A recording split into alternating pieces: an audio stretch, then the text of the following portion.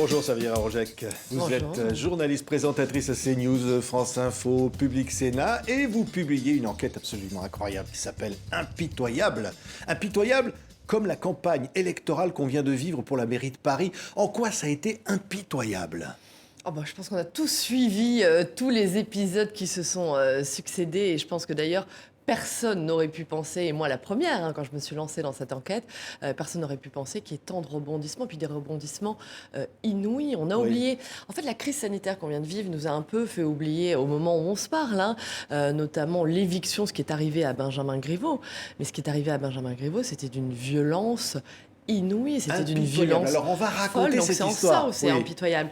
Et puis surtout, ce que je voulais raconter, c'est l'enjeu de cette élection. Pourquoi prendre Paris était capital pour le chef de l'État, pour Emmanuel Macron, et pourquoi le fait d'avoir échoué aujourd'hui est vraiment un problème dans la stratégie politique du chef de l'État. C'est un échec pour Emmanuel Macron, la victoire de Anne Hidalgo, même si au fond, vous dites, il peut y avoir une estime pour elle. Alors, pour le coup, leurs rapports sont notoirement, je pense qu'ils s'estiment mutuellement, mais leurs rapports sont notoirement difficiles, et ce, depuis des années. Il y a eu tout un tas de petites bisbilles, d'histoires entre eux. Déjà à l'époque où Emmanuel Macron était à Bercy, ministre de l'économie, sur la question de l'ouverture des magasins de dimanche, il s'était déjà opposé à cette époque-là. Pour une petite anecdote, le jour de la victoire d'Emmanuel Macron, en 2017, veut fêter sa victoire sur le Champ de Mars. Anne Hidalgo refuse pour certains motifs. Il faudra en catastrophe finalement trouver l'esplanade de la pyramide du Louvre pour fêter la victoire d'Emmanuel Macron. Donc leurs rapports sont notoirement difficiles. Anne Hidalgo ne s'est pas rendue à l'investiture du chef de l'État en 2017. Voilà, c'est un affront. C'est une Ségolène Royal sans talent. Qui a dit ça ? C'est un très proche du chef de l'État. Voilà. En parlant d'Anne Hidalgo. En parlant d'Anne Hidalgo, absolument. Pourquoi prendre Paris était capital dans la stratégie d'Emmanuel Macron ? Tout d'abord parce que Paris a une immense puissance symbolique et que celui qui emporte Paris, celui qui gagne la capitale, emporte généralement les municipales. Je vous donne juste un exemple. En 2001, c'est la droite, en 2001, qui remporte les élections au niveau national. Mais pourtant, Bertrand Delanoë gagne Paris. Et bien, pour tous les Français, ce qui est resté dans l'esprit des Français, c'est que la gauche avait gagné. Alors que dans les faits, la gauche n'avait pas gagné, elle n'avait gagné que Paris. Mais voilà, ça c'est la puissance symbolique de Paris. Donc, mais vous dites dans ce livre que Emmanuel Macron craint une candidature de Hidalgo à la présidentielle. Il dit qu'elle sera une candidate redoutable. Absolument, et d'ailleurs dès aujourd'hui, on voit, il y a certains proches d'Anne Hidalgo qui commencent à donner certaines interviews et laissent fuiter ce genre de petites infos. Donc le premier enjeu pour Emmanuel Macron, il était effectivement symbolique de prendre la capitale, ça doit être le trophée de ces élections. Et le deuxième enjeu, effectivement, c'est d'éliminer une potentielle adversaire pour 2022. Oui, c'est raté, complètement raté. C'est complètement raté, mais aujourd'hui, Anne Hidalgo, elle l'a encore dit il y a quelques jours, elle dit « je ne serai pas candidate en 2022, je ne le veux pas ». C'est ce qu'elle dit. Est-ce qu'on peut la croire C'est ce qu'elle réellement dit aujourd'hui. Jean-Louis Missika, qui est un de ses très proches, qui est adjoint à l'urbanisme, qui quitte son équipe parce qu'il part en retraite, a donné une interview aujourd'hui, une interview dans laquelle, déjà la plateforme politique qui a regroupé, qui a porté Anne Hidalgo dans ces élections, qui s'appelle Paris en commun, il annonce qu'elle va devenir une structure pérenne. Donc on ne prononce pas encore les termes de parti politique, mais ça devient une structure pérenne. Vous qui connaissez bien, vous qui la connaissez bien de près, elle a vraiment une ambition pour la présidentielle ? Non, je pense qu'elle a très peu goûté la violence de ces dernières années, ce qu'elle a subi, les critiques qu'elle a subies ces dernières années. Je pense que ce qui était important pour elle, l'échéance importante pour elle, c'est 2024. Ce sont les Jeux Olympiques de 2024. Elle s'est battue pour obtenir les JO à Paris, donc elle veut porter la ville jusque-là.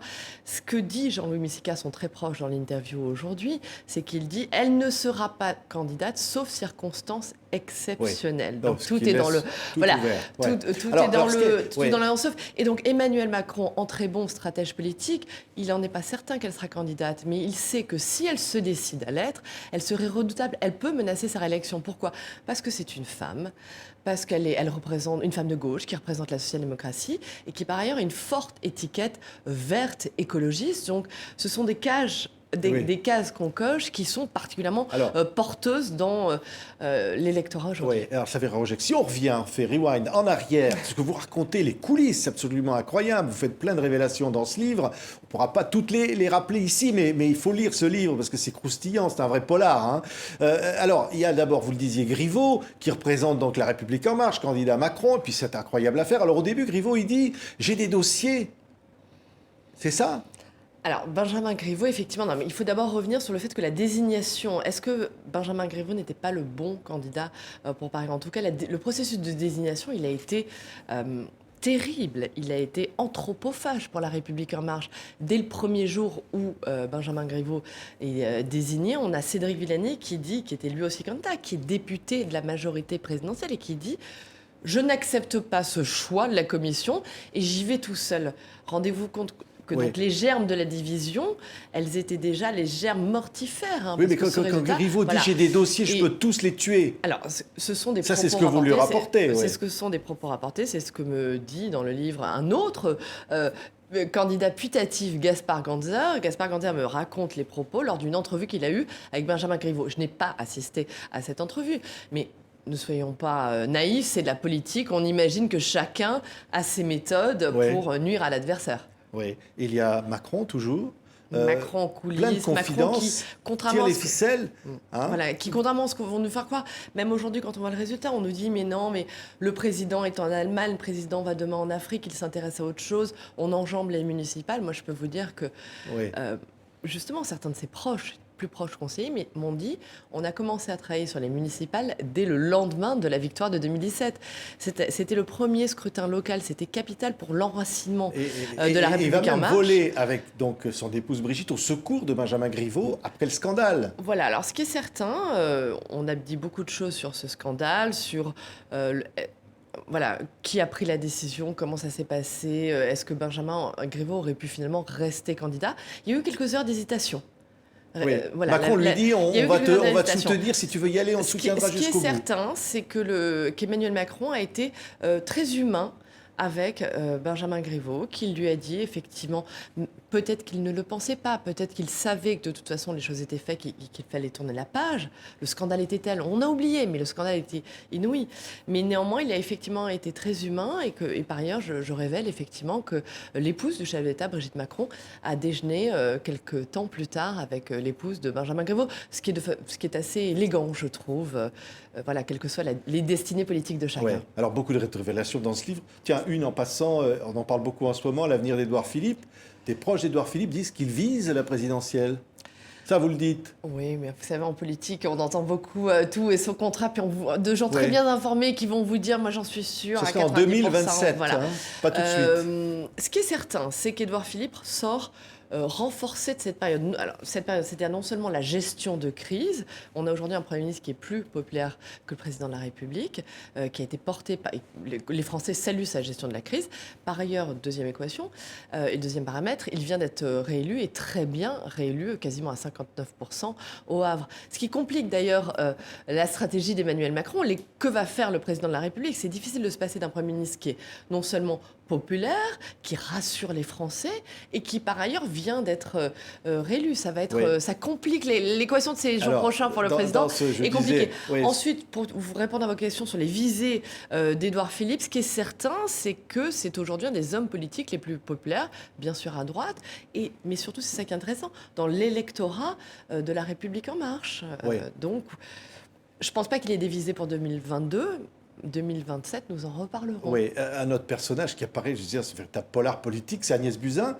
Alors, elle est entendue aujourd'hui par la commission parlementaire à propos de la gestion du Covid-19. Elle est perdue dans cette campagne municipale, complètement. Elle est perdue et on a le sentiment, quand on regarde les choses rétrospectivement, qu'elle est perdue depuis le premier jour. Le matin même où sa désignation, où l'Élysée décide de la pousser à remplacer Benjamin Griveaux. On est le vendredi 14 février. Benjamin Griveaux, le matin même, vient de dire « Je renonce à ma candidature pour les raisons qu'on connaît ». Elle est dans une matinale radio et elle dit, on lui pose la question « Allez-vous y aller ?» Certainement pas, je gère la crise du Covid qui s'annonce extrêmement difficile pour notre pays. Elle dit ça le matin même, 24 heures plus tard. Elle est forcée d'y aller. Alors Oui. je pense que néanmoins, elle a eu envie d'y aller.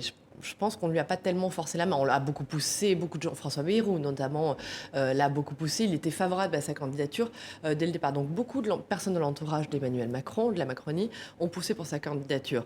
En revanche, elle a eu beaucoup de mal à laisser tomber ce ministère qui, pour elle, est quelque chose de très sentimental, puisque c'est une médecin. Donc c'est pour ça on la voit pleurer. On la voit pleurer au moment de la passation de pouvoir avec Olivier Véran.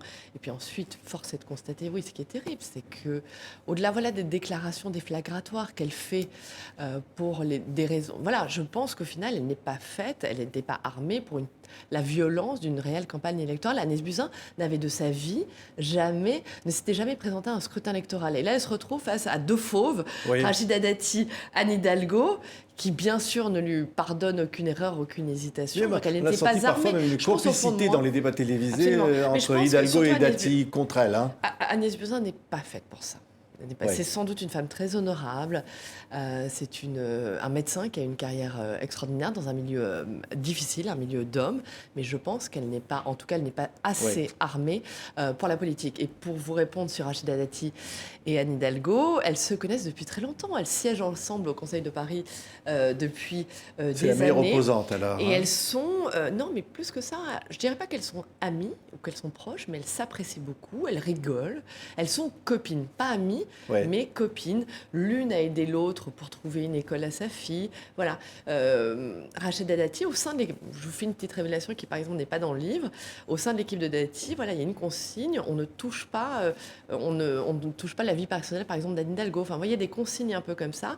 C'est assez particulier. Elles s'apprécient. Je pense aussi qu'il y a une similarité des parcours, des classes sociales dont elles sont issues. Et il y a un respect profond, parce que ce sont des femmes, quand on fait 30 ans de carrière politique dans des milieux aussi difficiles, que ce soit la droite républicaine, que ce soit la mairie de Paris, voilà, ce sont vraiment des milieux difficiles. Donc il y a un profond respect mutuel. Mais Séverine Rogec, vous appelez donc, je disais, votre livre impitoyable. Qu'est-ce qui va rester, j'allais dire, de cette bataille fratricide? Ça va laisser des traces?